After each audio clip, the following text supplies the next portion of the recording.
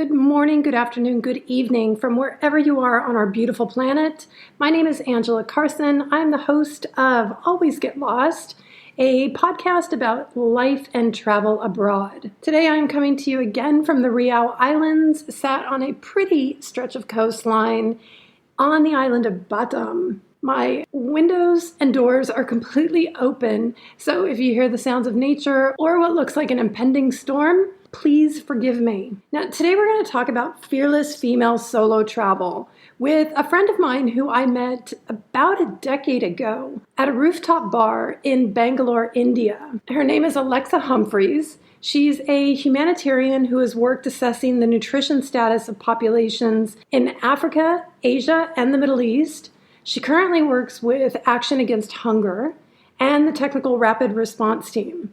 She is a crazy, addicted, avid traveler, a foodie, a cyclist. Alexa is originally from the US, but today she is an immigrant living in Portugal. Now, we're going to be talking about the first solo trips we both took, about the kind of trips that we both find enriching. We're going to swap tales of our most epic solo trip, talk a bit about planning, talk about which countries we would recommend to first-time female solo travelers, and the number one tip for really getting to know a city. So let's get right into it and chat with Alexa Humphreys. Hello, Alexa. How are you? It is wonderful to see your face. Hi, Angela. I am so well. Thank you. Thanks for having me today. It's fabulous. Oh, thank you so much. You're my second female storyteller that I'm having on. I'm very happy to have you. So where are you in the world today? Where am I in the world? I'm currently in Portugal. I'm in a little town called Reguengos de Monsaraz. I'm trying to pronounce that as Portuguese as I can. I'm kind of on the east, along the eastern side of the country on the border of Spain. Oh, nice. How many hours is that from where you live in Lisbon, right? Yeah. I'm based in Lisbon, in the capital. By car, it's probably, I'd say 2 or 3 hours. Nice. Okay. Yeah. Well, I mentioned in the intro that you and I met on a rooftop at a bar, actually kind of the most swank and swish lounge bar that there was in Bangalore at the time, called Sky. And I walked up to you because you were behind the bar shaking cocktails. And in India, it's illegal for women to work at bars, or it's illegal for women to be bartenders or to work in a bar in general. I mean, it's funny because at the time, I don't know if that was legislated or if that was just more common practice. No, that was a law. It was a proper law. Yeah, because I asked a couple of bar owners, and yeah, they said they did it as a precaution to keep women safe. It's so interesting because the only thing I really knew at the time was that there were essentially no female bartenders in India. And I was actually in India for other reasons. I was volunteering and working with another organization, and it was a friend that was like, "Oh, you bartend? You should bartend on the weekends here. It would be very fun." And I think that for that bar, they were willing to take. I mean, I was essentially, let's be real, I was basically an illegal immigrant. We could talk about it like that. I was working illegally to be there, but I think they took it on kind of as a publicity stunt because to have a female behind the bar was so unique in India. Of course they did. Yeah. It was a huge risk for them too. I don't think you ended up doing it as many times as you thought you would. I think maybe they became a little bit more cautious. And how many weekends did you bartend? Well, I started at the Sky Bar where we met, and then I shifted to Ice Bar. Okay, in the Taj. I guess in the Taj. I guess in all it was like probably 3 of the 6 months I was there, I bartended. Oh, interesting. I don't remember ever seeing you at Ice, but I only went on Friday nights with my friend Joshi. Do you remember Joshi? Mm-hmm. Yeah, I remember Joshi. Yeah. Yeah. So we would go, Friday nights was our Ice night. I don't know. I can't remember why, ladies' night or something, maybe. Don't know. Okay, so what do you remember from when we first met?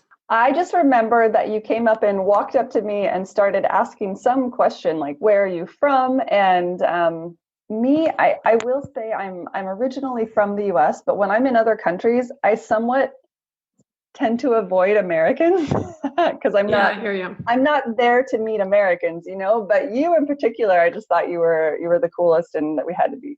I instantly knew we would have to be friends. That's so sweet. I remember, and I just thought you were so fabulous behind the bar because how tall are you? You're almost 6 foot, right? Yeah, 5'11". Yep. 5'11", and beautiful. And you had this big, beautiful, bright smile as well. So that was a fun encounter. It was a fortunate encounter meeting you. Vividly remember going out and having a lot of fun and dancing to Rihanna. I do too. We have sweaty dance photos on Facebook somewhere. Yes. Yes. Cleavage. I remember cleavage. Oh, that's hilarious. It would have had to be yours, not mine. I was pretty careful about that stuff. So I want to talk about solo travel today because just like you, I've been passionate about being a solo traveler since I was 20 years old. So it's going on just about 30 years in October now, which makes my stomach hurt when I say I'm almost 50, but that is the case. So I want to get into not just how to solo travel, but share experiences so that anyone listening, a young girl, or maybe not young girl, but a girl or a young woman who is thinking about solo travel can hear some of our fun, hear the passion behind the words and the feelings that we have about solo travel. And we'll give some tips as well, but I just want to swap tales for a bit, if that's okay. Yeah, I think that's great. I'm very happy to share some road stories. I haven't been solo traveling quite as long. I think this is coming up on 14 years of solo traveling. I think you're 20 years younger than me, aren't you? What are you, 30, 31? I am 34. Oh, you're 30. Oh, you all grew up. Yeah, I know. Look at that. All right, so we're 16 years apart then. When was your first solo trip? What was your first solo trip? Tell me all about it. My first ever solo trip actually happened by accident. So I was 20 at the time, and a good friend and I, a male friend, we both have Norwegian heritage in our background, both American, but with Norwegian heritage. So we planned to do a 3-week backpacking trip around Norway. We wanted to spend some time in the cities and some time in nature, and we had this whole thing planned out. And then last minute, he wasn't able to go. And me being a very stubborn person, I was like, well, I'm still going to go. Damn right. I'm not going to waste this opportunity. Just because you can't go. Exactly. Like, I'm not going to wait until, years in the future when you have the opportunity. And so I ended up taking a step back and restructuring the whole trip. So I decided, okay, this is my trip now. I'm going to start in France because I have a friend who's studying abroad there. I'm going to travel by train. I'm going to work my way up through several countries and end up in Norway and finish the trip there. Ended up being a fabulous trip. I bet. Wow. First, because it was my first time in Europe, but second, because I got to really make it my own. And not that if it had gone the other way and I traveled with another person, not that it wouldn't have been a great experience, but I wouldn't have had the same ownership of the trip, and I wouldn't have had that same sense of accomplishment and just knowing that I can navigate through the world by myself. So it was actually, for me, it ended up being a huge opportunity that it was a solo trip. What's something fun that happened or something memorable that you kind of still see so vividly as a memory from that trip? It's a good question. Among so many memorable things was I arrived when I was in Germany, there had been a foreign exchange student when I was in high school. And when I was going through Hamburg, I was like, oh, I wonder if he's back here, if he's in Hamburg. And I sent him a message over, I think it was MySpace at the time. Yeah, I think it was right before MySpace died. And he found the message, and he ended up just before he deleted his account, found the message, we connected, and I went and stayed with him and his family for 2 days. Oh, that's so And nice. he showed me all around the town. And, it's just, a foreign exchange student in the US, you don't think you'll ever see them again, but stayed with them. And I vividly remember one morning, his grandmother, who didn't speak any English, makes us breakfast, and she made us something called met. And met is raw ground beef on bread, like you butter the bread, and then it's raw ground beef, and then salt, pepper, and I think minced red onions on top. So That I just just sounds remember really strange for breakfast, but how was it? it was very good. I mean, Germans are big meat eaters, so it's like, okay, I guess this is what they do. Well, and I bet So you anyway, ate so well at their home too, because it's when you're solo traveling, you're always out. You dine mhm. out, but it's hit and miss because you don't know where it's going to be, and it's not a home Yeah. cooked meal with someone who's making it with love generally. Yeah. So anyway, that was a memorable part of that trip, was just that the reconnection with someone that I hadn't seen in a long time and hadn't imagined I'd be able to see again, and then getting to meet their family and stay in their home. It was really nice. Nice. Okay, well, I was also 20 years old. I was attending the University of California, Irvine, and I also had a job, a full time job. Well, I think it was maybe 30 hours a week. And I remember just feeling completely overloaded and stressed and wanted to escape. And none of my girlfriends, I was roommates with four of my girlfriends from Redlands, which is the town I grew up in, which is about an hour and a half from the beach where we were living. We were on the beach in Newport, just having the best time. And none of them could get away. Well, either they didn't have the money or they couldn't get away. And I ended up finding this really super cheap week stay in Puerto Vallarta, Mexico. Mhm. And I, the hotel it was kind of one of those like Club Med-esque places where the staff also do entertainment at night. And so it was a little bit on the cheesy and weird side, but the room opened up onto the sea and it was beautiful. And the first morning I was there, I went down to the lobby and there was this really cute boy who was sat at a table who was the travel agent that would come in every day. And he arranged the sightseeing trips for the guests. And I remember going up and talking to him.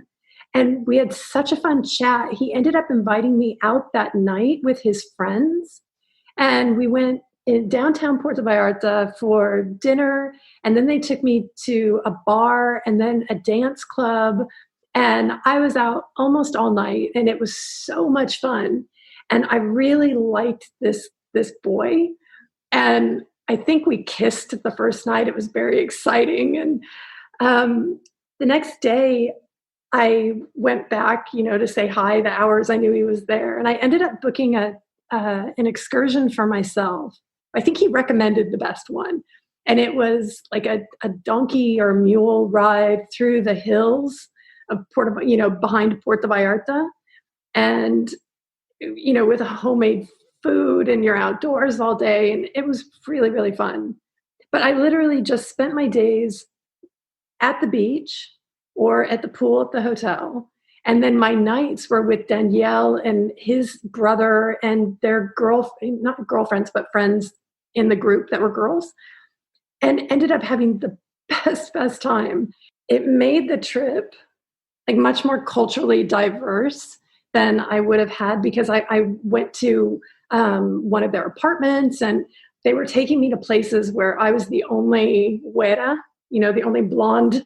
That's what they call the blonde Americans down there. So I was really the only American or the only tourist there. So it just made it so exciting, that trip. And it was nice because I really do like to go out and dance and drink. So it was nice not having to consider doing that on my own on my first solo trip, I guess, because Mhm. I'm sure I probably wouldn't have done. I would do it now. Like now, I take my laptop and I go to a bar and I sit at the bar, and do my work and just to get a feel for a city. But I don't know I would have done it back then. I probably would have stayed at the hotel except for that excursion that I took and like a day walking around shopping in Puerto Vallarta. So that was good fun. Yeah. It's so nice when you can land in a new place and kind of build a little crew for the time that you're there, or like find a group of people. Obviously that can make the whole experience. But I do think going to a bar on your own, especially when I was younger, is quite intimidating. Yeah, I agree. In a way, because going to a bar, it's like, all right, I'm at a bar, unless you bring, like you said, a laptop or a book or something that gives you another purpose while you're there. It kind of just looks like you're there to pick up guys. And it's like, I don't necessarily want to pick up guys. Like, I just want to be at a social space. Oh, so I love that. Over the years, you had to have done some trips because I tried to remember, have you been to 57 countries? I believe it's 58 now. Sorry, 58. All right. So what is it about solo travel that you find enriching? I know you mentioned that you felt there was a sense of accomplishment with that first solo trip, but what is it that now going on 16 years that you still find so enriching that makes you step out and go solo travel? Yeah, I mean, I would say going on about 14 years of solo traveling. Oh, sorry. Yeah, you're 34, no, not 36. Okay. No, I'll be there soon. That's fine. Wrapping up. There are, I mean, obviously with my as in my first story, my first solo travel happened by mistake. You know, it wasn't originally planned to be solo traveling, and then as time went on, I just found that I kept solo traveling because I wasn't finding others whose, whether it was the timeline or the availability of the objectives for their trip, it just wasn't aligning with what I wanted to do. So I kept solo traveling because it allowed me to see what I wanted to see and have the experiences I wanted to have. And it really evolved. You know, it started being kind of out of necessity and then evolved into my preferred way of traveling most of the time, to be quite honest. And I think it's twofold. I think the first piece is that as a solo traveler, you're so open to meeting other people. You're, you know, not to discredit traveling in a group or with a friend, because I've traveled in all of those ways. But when you're traveling with a friend or a partner or in a group, you're kind of dedicated to that construct, to those people. But when you travel solo, you're just open to meeting all kinds of people. You know, you're more likely to engage with conversation with people on the street, in the restaurants, in other social settings. So it's in a lot of ways, I think it allows me to experience more. And then the second piece is that feeling of accomplishment, that feeling of, you know, I've everything from the logistics to, you know, finding my way around a new city. That's something that I did and I accomplished. So I think it's twofold how enriching that can be. Yeah, I don't think I could say anything better than what you just did, because for me it was the same. I went the first time because no one else could, and I thought, well, I'm not staying home for that reason. And now as I get older, it's just easier to be able to travel my way and my style, and be able to talk to who I want and do what I do and change my plans in a heartbeat if I want to, because I love canceling things. So it works out so much better. I think one of the things I realized from solo travel trips as well is that it teaches me that I can do anything. Kind of like what you're saying about feeling accomplished. It gives confidence, because you really are out there doing something that not everyone does. Not everyone even understands or sees as, like, I get comments on my YouTube channel all the time, like, why don't you have a boyfriend? You need to find a man so you can go on, you're not alone. Just like, what are you talking about? Like, I hate that. No, that is not how life gets better. Like, no. It's mind-boggling to me. But you know, everybody is different. So hopefully anyone listening to this who's thinking about solo travel will, on their first trip, start feeling everything you've just said about about solo travel because it really does hit you instantly and it stays with you. Mm-hmm. Absolutely. And I don't mean to get too esoteric during this conversation, but I was reflecting a lot on solo travel in preparation for this call. And I mean, if you take a step back historically, no, let's say for all the males that could be listening to this, no offense to men, all the lovely, wonderful men out there, but we should be realistic. We should be real about the fact that this world was created for and by men. And historically, for a lot of for biological realities, women have historically been closer to the home and the hearth, and spaces outside of that have been created largely by and for men. So political, economic, but as well as travel. Like so many of the spaces that we as female travelers decide to enter were created for men, even just from the beginning. So I guess all that waxing poetic is to say that we should be very proud of being solo female travelers, and we should be aware that sometimes we're in spaces that are not considered, they're not built for, they're not designed for, they're not meant for women to be there. But the more that we go there, the more that we push that envelope and we push those limits, we're actually normalizing women being in those spaces. That's so true. That is wonderfully true. Yeah, I was thinking about this a lot yesterday, and I feel like that's a really strong takeaway for me, because sometimes it is difficult being a female solo traveler. But we're making the world a little bit better for future female solo travelers to come. Yes, we are. Yes, we are. Yeah.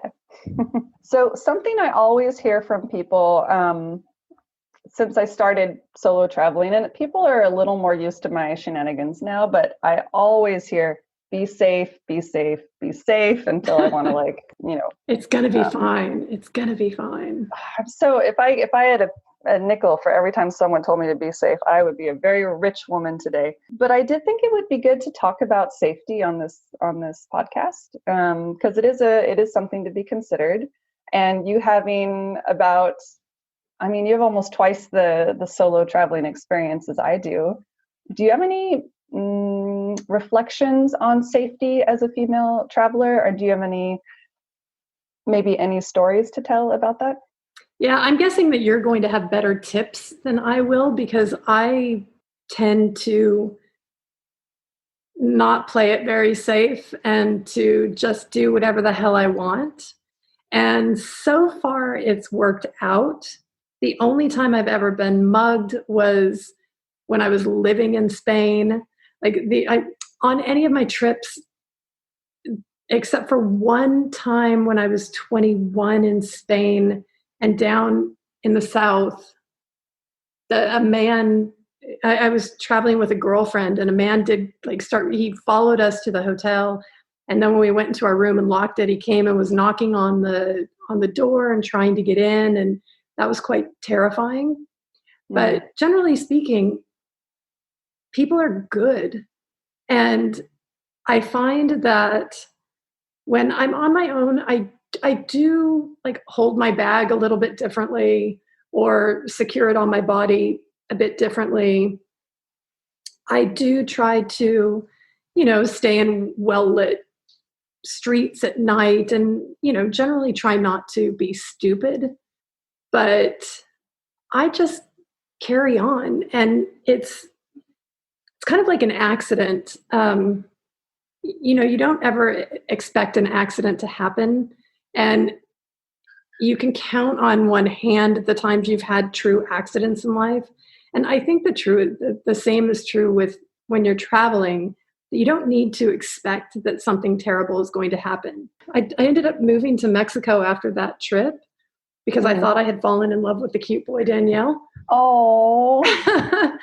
And I would literally, in my Jeep Wrangler, I took my Jeep Wrangler from California down to Puerto Vallarta, and I would ride around in my bikini with my top down on my Jeep, I was so stupid. So I'm hoping you have some good tips, because mine is just use common sense. And okay, let me see how to put this.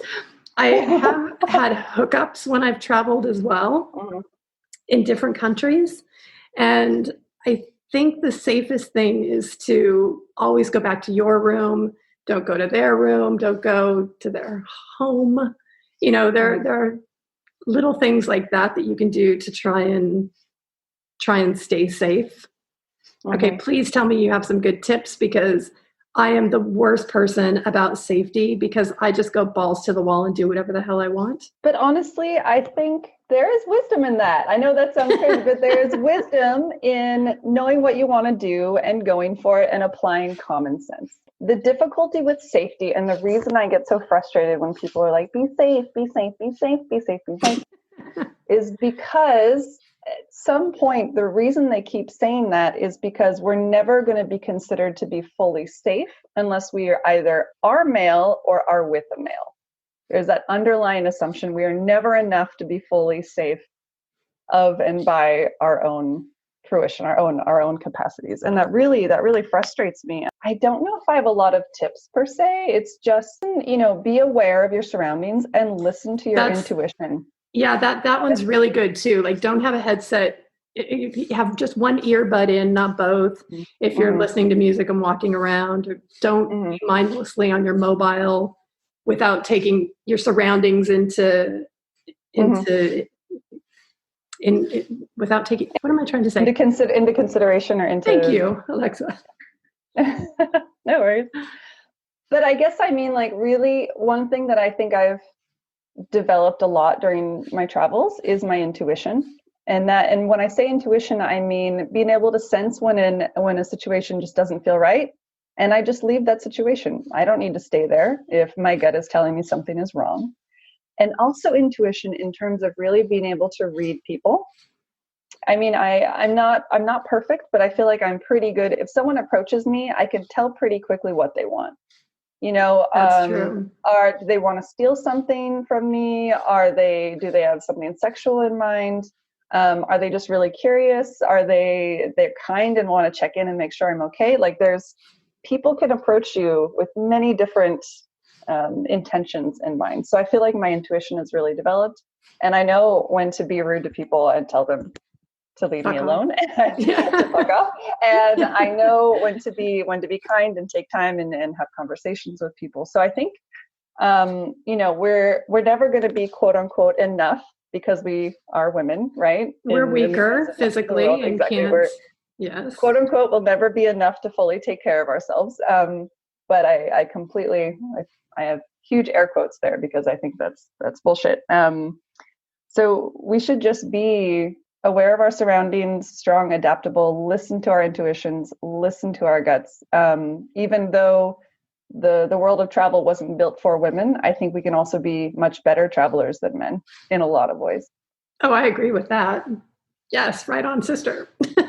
And not to get too caught up on this, but I will say that one thing that is against us in the world is pockets are gendered. Pockets are very rare on female clothing. Why don't all my dresses have pockets? It drives me crazy. Like, I am dying. I think I'm going to design my own Alexa travel jacket. I'm dying to have a really nice, just a beautiful, versatile jacket that has an interior pocket for my passport. One on each side, too. Yeah. Passport. I love, men are so lucky. They get all these wonderful, useful pockets, and we're given nothing. So we end up having to dangle everything on a little purse on the end of our arms. I hate that. Ooh, where are my damn pockets? Yeah. Whenever I find a dress with pockets, I generally end up picking it up because it is such a novelty. Mm-hmm. Yeah.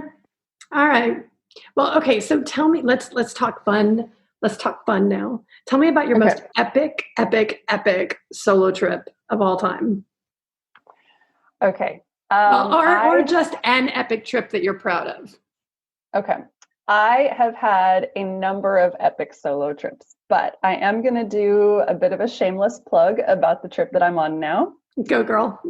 Start off with, I love riding bicycles and I love bicycle touring.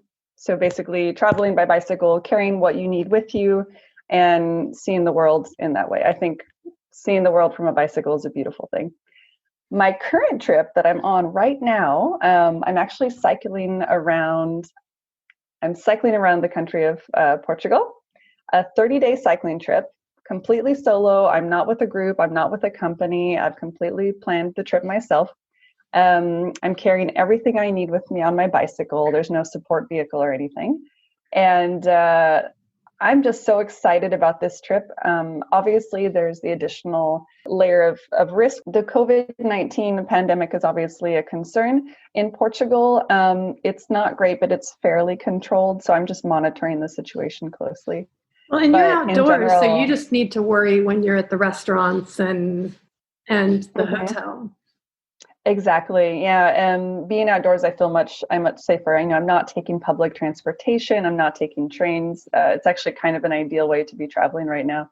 But I have a little bag on my handlebars, and on one side I have a mask, and on the other outside pocket, on the other side, I have my hand sanitizer. So I've got my your kit's all there. 19. Yeah, exactly. So, okay. I cannot imagine doing a cycling tour. So what are you carrying? Like, are you carrying things on your back? Do you have at the back of the bike, does it have can you tell me all about that? I want to know what you brought with you and how you're carrying it. Yeah, so for this trip, I'm traveling the lightest I've ever traveled. I've done other long distance cycling trips with other people where I had more bags. Like you can have the bags that go over the sides of the tires, basically.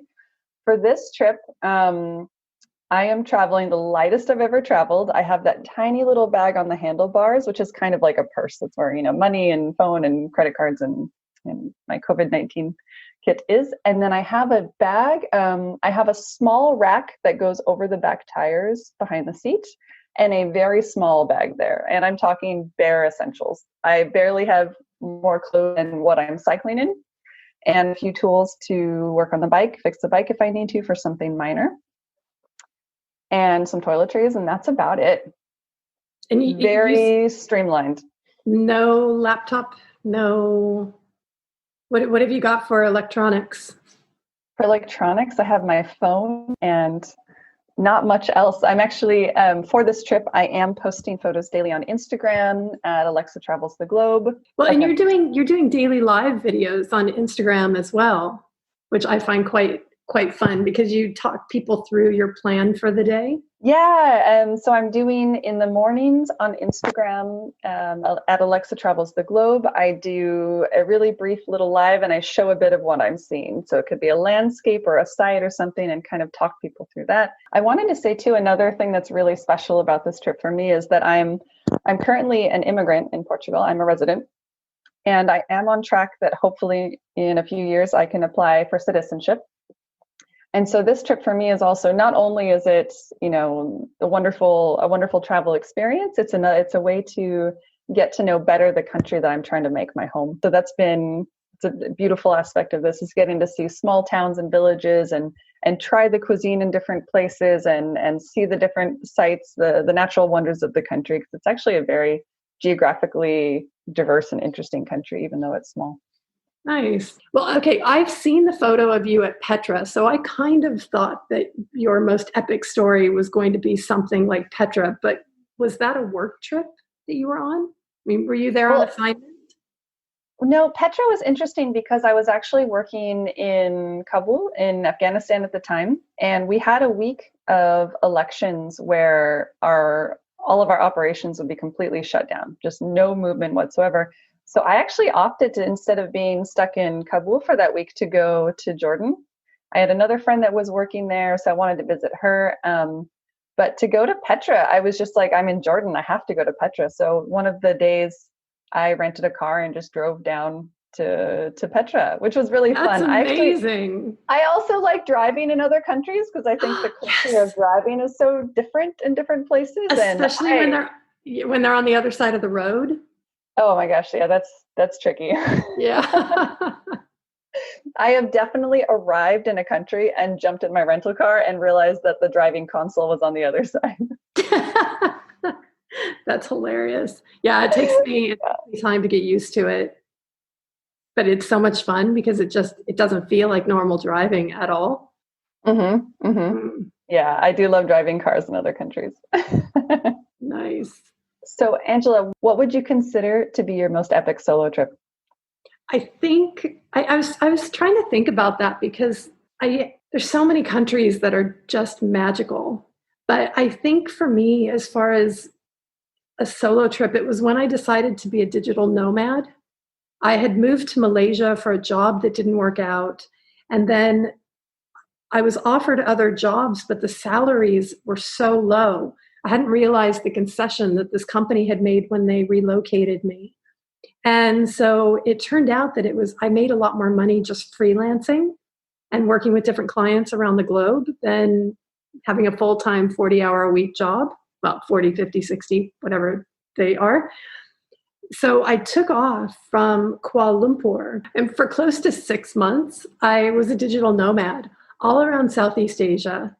And because I have my YouTube channel and my luxury travel blog, I was able, not all of the time, but I was able to set up reviews. So while I was traveling, I wasn't spending any money on accommodations, and I was staying only in 5-star hotels. I wasn't paying for food because, I would have to review the restaurants and meet the chefs and all of that. So for me, it was just this big win-win trip, but it was also just exciting. I traveled around Malaysia, even to Borneo, on the Malaysian side.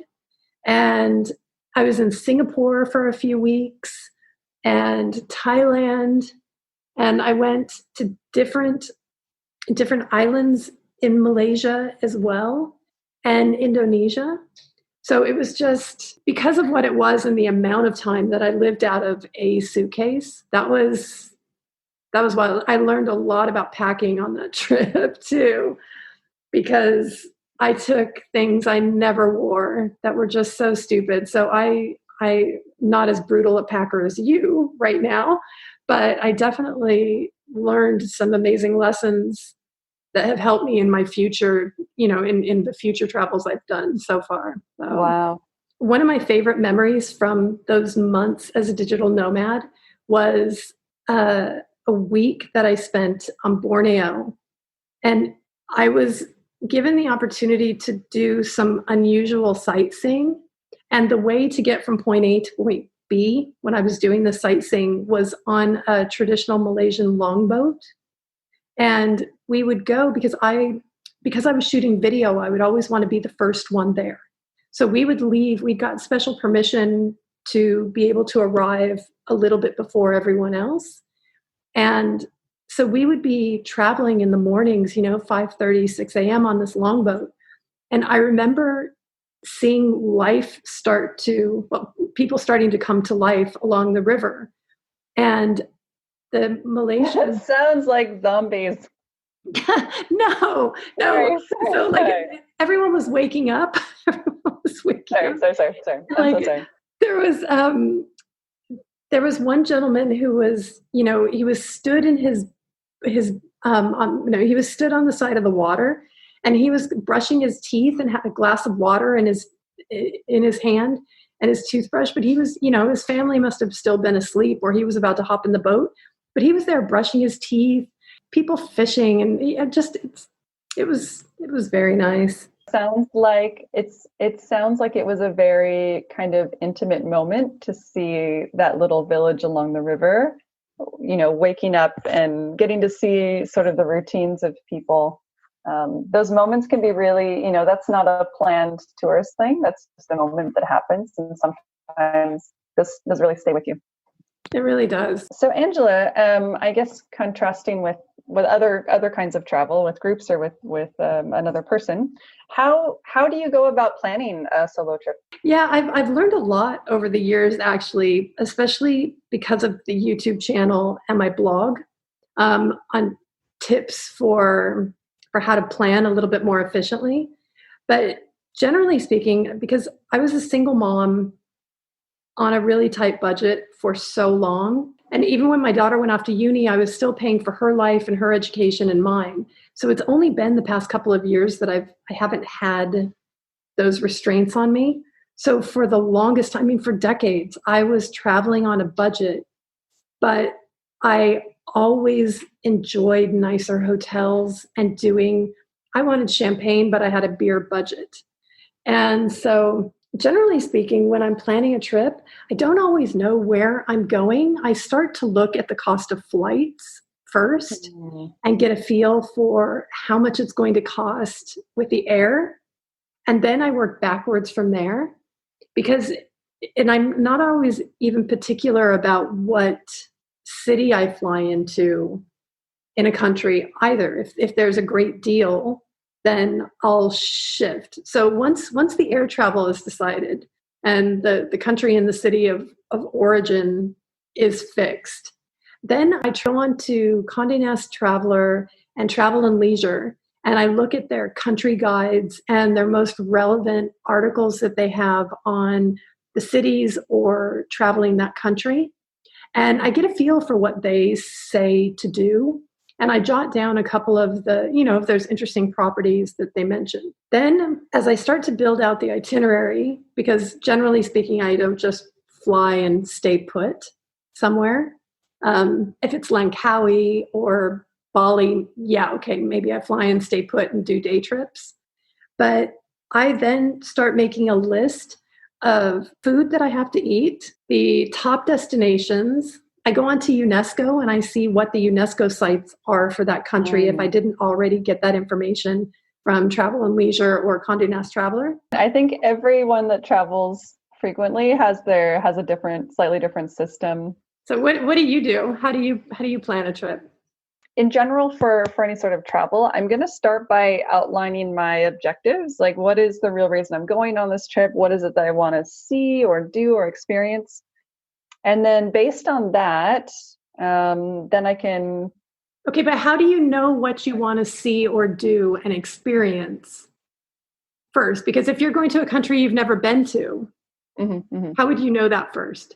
I just mean, like, imagine if your goal was you want to go cage diving with great white sharks, or imagine if your goal is you want to see the Great Wall of China. Imagine, there's different, let's say you want to go do some amazing hiking in some part of Utah. Like, there's different, I agree. If your focus is a country, then you'll focus first on the country, and then the objectives come second. Sometimes the objectives do come first, though, I think. No, it's interesting. I've never done it that way. So, okay, carry on. Teach me. Okay, I'll walk you through my process, or what I think is my process is, so I start by outlining my objectives, what I want to see or do or experience. For example, in the future, I really want to go cage diving with great white sharks, or I really want to go to the Great Wall of China, something like that.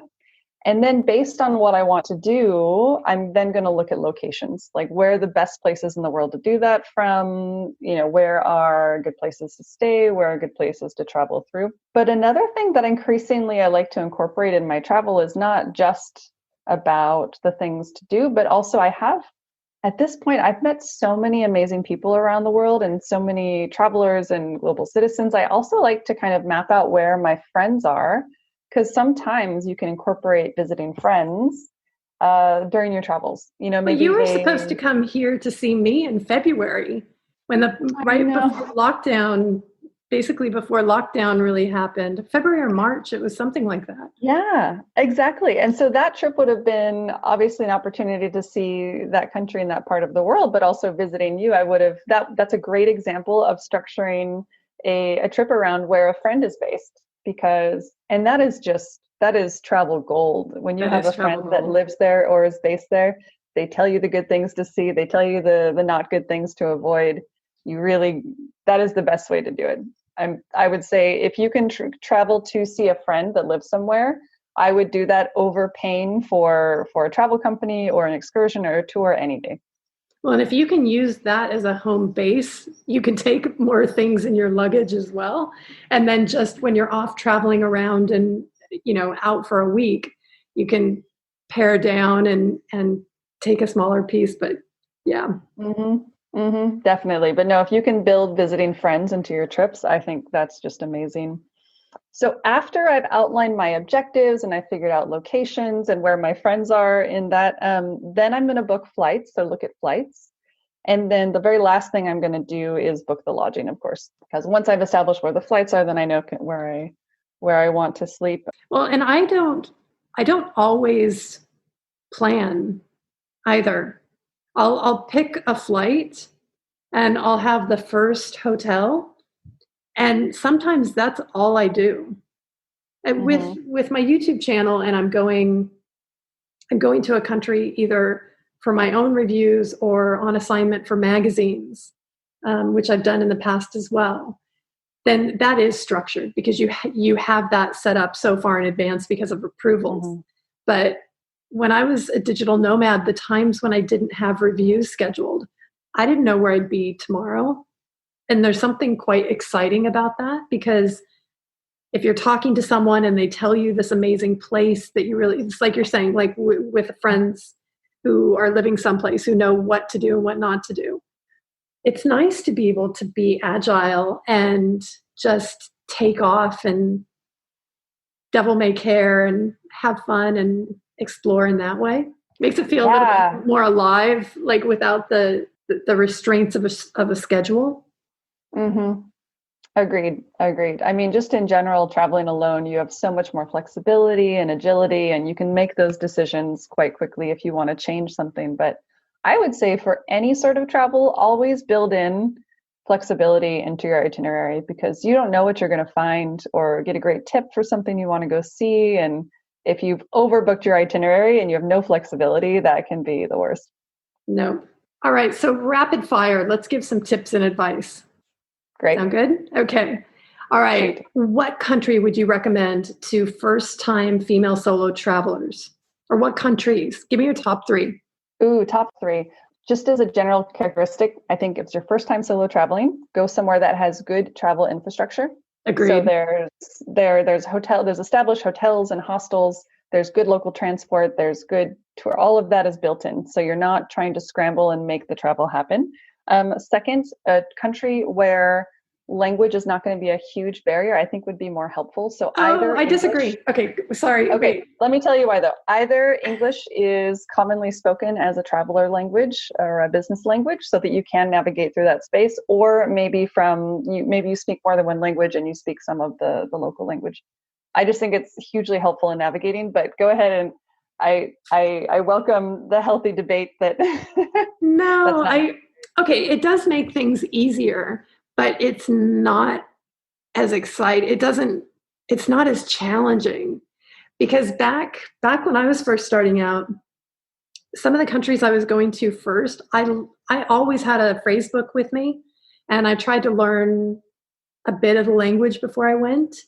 I think English is much more commonly spoken now than it was in 1990 when I was first solo traveling. So for me, I have such fond memories of flashcards, on the plane, trying to learn and cram this language or that language and using the phrase. I don't know. There was something extra about those trips where, I had to have the Arabic phrase book, or people didn't really speak English in Spain or Mexico back then very much. And not to discredit that, I think that's a wonderful experience, having to kind of mentally cram a language so that you have some of the basics to navigate. No, I think that's great. So which countries would you recommend? Top 3 countries that I would recommend for your first solo travel. People will say this is overdone, but Thailand. Thailand is an incredibly wonderful, fun-loving, welcoming country. And I think for someone who's traveling to Asia for the first time, they're just, you can go there dressed as a banana. They'll love you. Like, you can do anything. There's not like clothing restrictions. People are just really kind and fun-loving and just some of the nicest people. So Thailand for sure. Okay. Yeah. I love Thailand. I think I've been to Thailand 5 times. I just to plug something of my own, I've just posted on my YouTube channel in the past week a luxury guide to Bangkok and a luxury guide to Phuket with the top 5 places to stay and what to do. And so that was my most recent video on YouTube. So for me, I think my number 1 is Spain. I've road tripped the entire country. I lived in Spain for 12 years, just south of Barcelona in a seaside village. So I have a ton of love for Barcelona.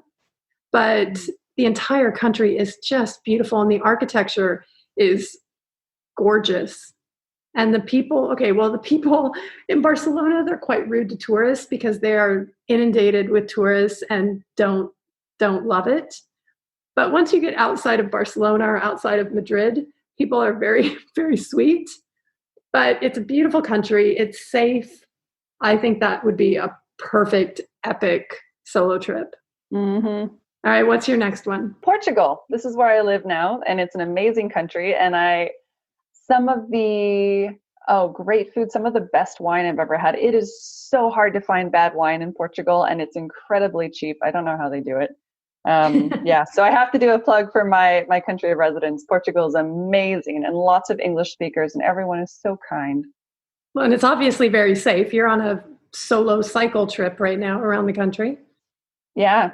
And it's considered one of the safest countries in the world. That's not why I moved here, but I don't know, as you're in a place, you learn more about it, and it's an incredibly safe country. Yeah. I'm going to say Malaysia for my next one. It's incredibly safe, and there is so much to do.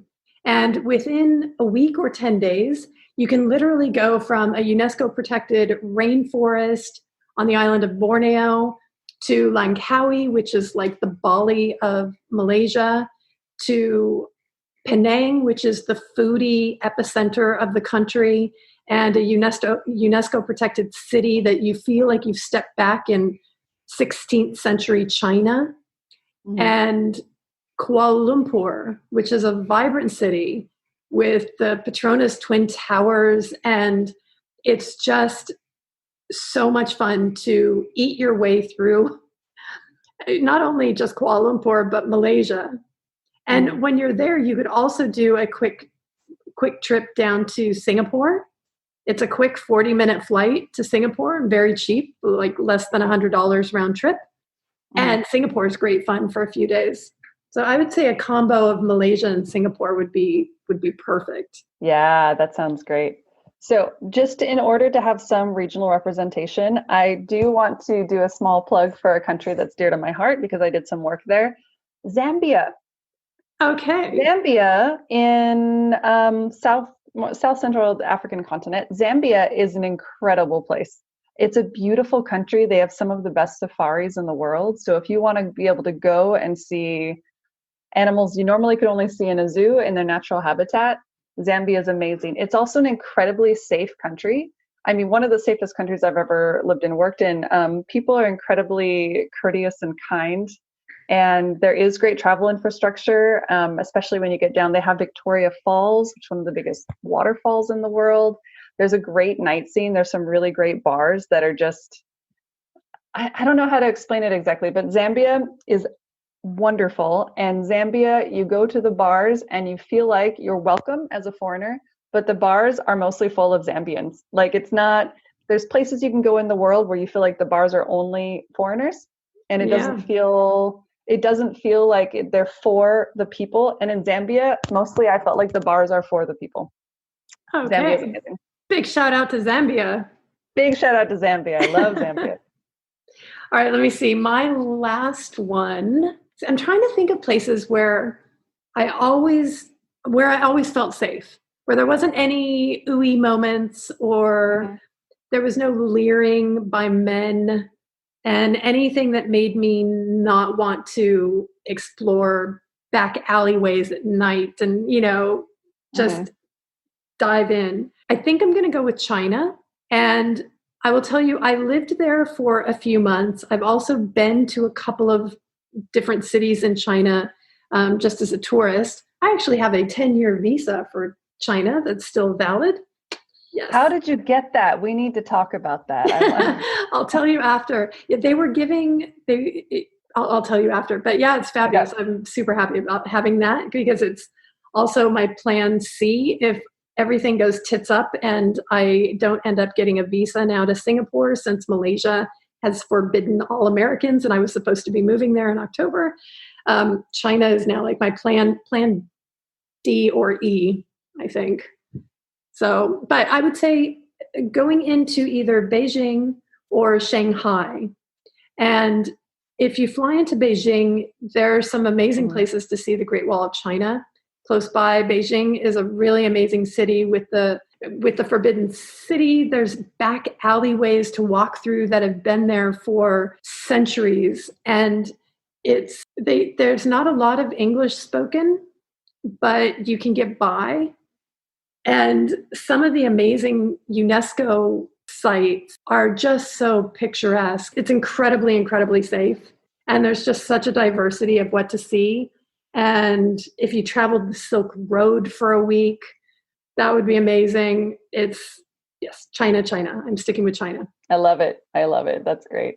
If we could talk about more countries, I would probably mention New Zealand, which is incredible. I would probably try to orient us towards Central South America and talk about some lovely countries there. Yeah, I think once you've done the first trip and you have that confidence that you can go anywhere, because you and I have both traveled to places where it's been dodgy as far as being a female, like India.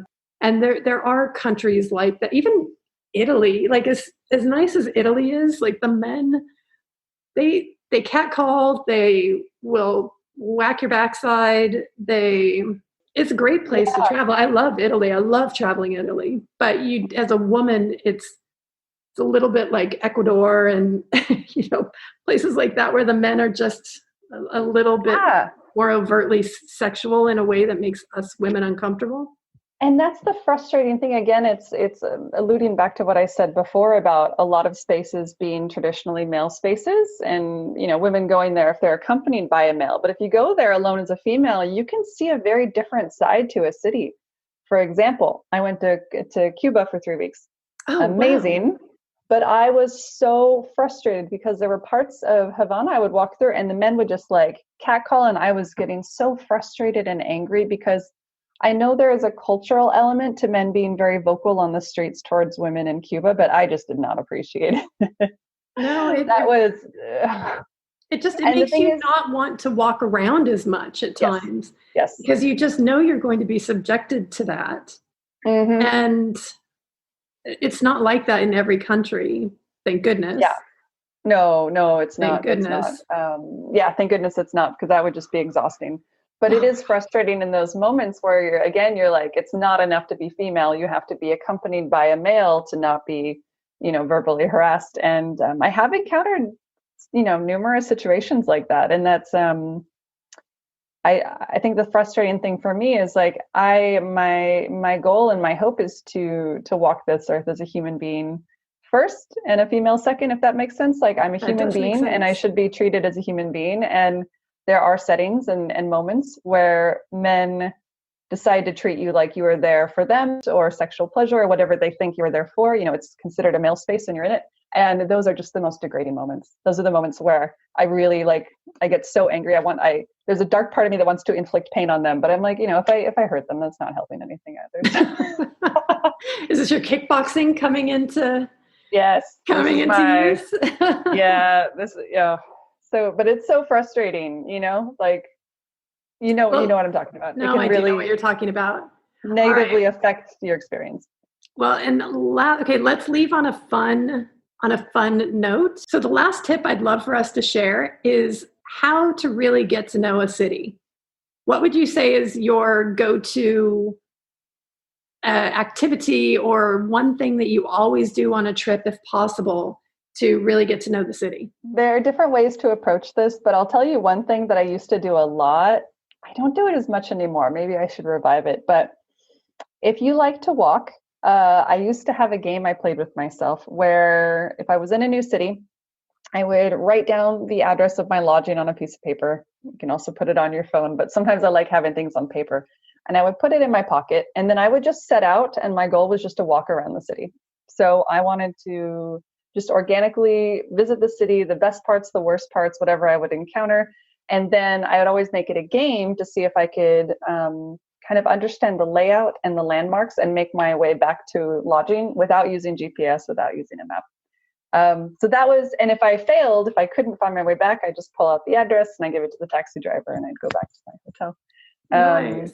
So that's a game I used to play with myself, but you have to really love walking to play that game. No, walking is a great way to get to know a city. Do you know that the podcast is titled Always Get Lost? Because that's my favorite thing to do at least once when I'm on a trip. And when I used to travel with my daughter before she went off to uni, we would pick like a metro stop. So we were in the Czech Republic for Christmas and New Year one year. We were in Prague. And we literally just kind of picked on the map, okay, we're going to, it was like IP Pavlova or something like that. And we did that. We walked out, and then we walked and got lost and took photos and had a great time. But that's why the podcast is called Always Get Lost. I love that. All right. My tip is whenever possible, go to a night market if you're in a city that has a night market, or an organic farmer's market if you're in someplace that has that, or like a food truck lot, or something somewhere where you can dig in and try kind of the street food and the local food. And that's really easy in Asia, because in Asia, night markets are very popular, especially Southeast Asia, which is where I've called home for the past several years. So that's number one on my list. But finding a way to get a sampling of the local cuisine, I think, is a great way as well. I think that's great. Another tip I would add is I like to start in the oldest part of a city. So a lot of cities can have an older part, and then it kind of expanded out and you'll have the newer parts. Start in the older part of the city. That's usually kind of the heart of the city and where the original inspiration and beauty comes from.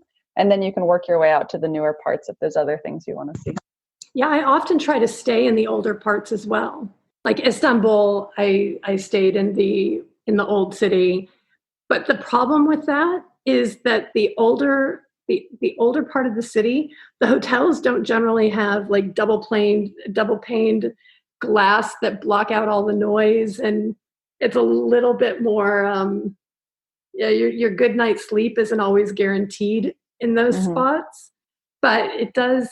You feel the charm, and you feel the history. That's a great tip.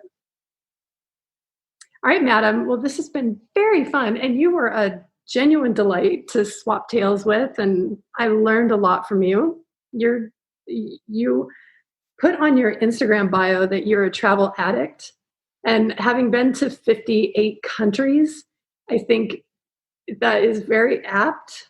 It's amazing what you've accomplished at just 34 years old. Thank you so much, Angela. It's been a real pleasure. We haven't had an opportunity in a long time to sit down and talk about travel. And I don't know if we've ever sat down and talked specifically about it, what it's like as a solo female traveler. So this has been a joy. And I've learned from you as well. I love the point about researching in advance where the UNESCO World Heritage Sites are.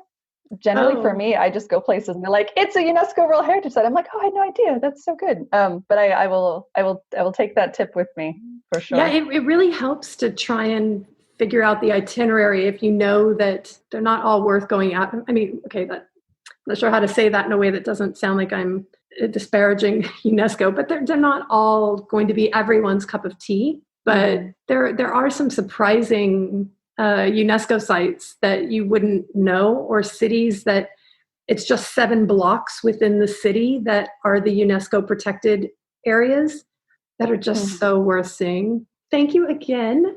So let us know again what your social media channel is and your blog. And do you have another trip lined up after this bike trip, or are you going to lay low for a bit after this? Yeah, so just to summarize from earlier, I'm on day 11 of my 30-day cycling trip. So there are 19 days left. Math, I can do math.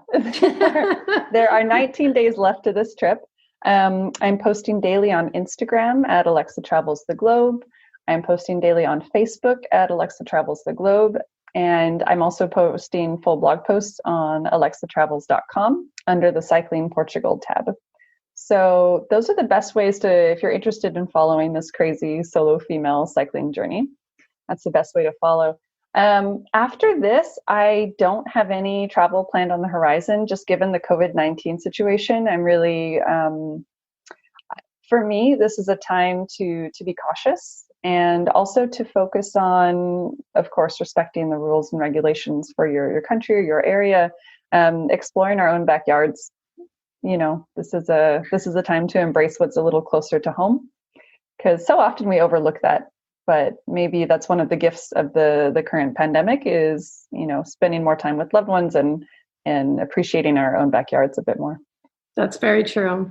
Well, and I'm sorry, but Lisbon is that's a gorgeous backyard to have as your playground. Yeah, well, whenever COVID calms down and international travel is more feasible, I will come find you somewhere, Yes. and we will toast to a long remote friendship and solo female traveling. Oh, how do you say goodbye in Portuguese? We say adios. Adios. Okay. Well, adios. Wait, adios? Adios. Yeah, Okay. everything is very sh in Portuguese. Adios. Ciao, my darling. Obrigada. Muito obrigada. Adios. Ciao, ciao.